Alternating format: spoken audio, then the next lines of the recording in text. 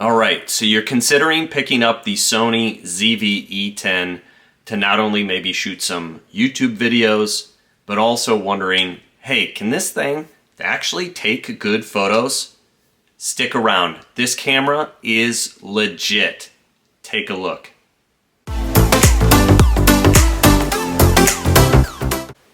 Alright, so recently I picked up the Sony zv-e10, yes, to shoot some YouTube videos. Which reminds me, please like, subscribe, and follow for future content. And for those who are returning, thank you. And for those who haven't yet subscribed, please do so. It really helps me out, know that you like the content, and I'll continue to produce it. Now, I recently got this camera, and I think it's absolutely amazing to shoot YouTube videos with. It's super easy. I think the quality of video is amazing, and you'll see thousands of videos out there saying that this is one of the best YouTube or vlog cameras that you can be using. I recently went on a trip with my wife to Destin, and I was wondering, boy, can this camera actually take good photos? And I would love to show you guys what this camera is capable of doing. So to help you understand what camera I'm using, I got the kit lens that came with the Sony zv-e10.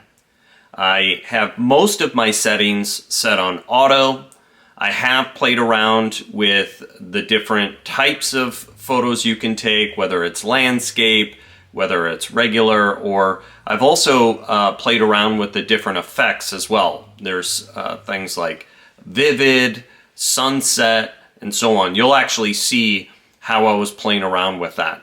The only other thing that I did with this camera is I used the K&F Concept lens. And I used, because I was out on the beach, I used the polarized darker lens with some of those lighter days. I wanted to make sure that I got the best quality photo I could without oversaturating, as some of the photos I was taking directly into the sun. The one downside to this camera is there's no viewfinder. And on a bright sunny day, if you think you're going to be wearing sunglasses and taking photos, think again. There is no way to see this the screen, even at its brightest capacity, and see the quality of photo that you're taking. So keep that in mind when looking at this camera. If you're going to be taking a lot of photos outside, you may want to consider one that actually has a viewfinder. Other than that, this camera is top-notch when it comes to quality of the photos. Well, without further ado, why don't we get into some of the photos and you can see the caliber of this camera.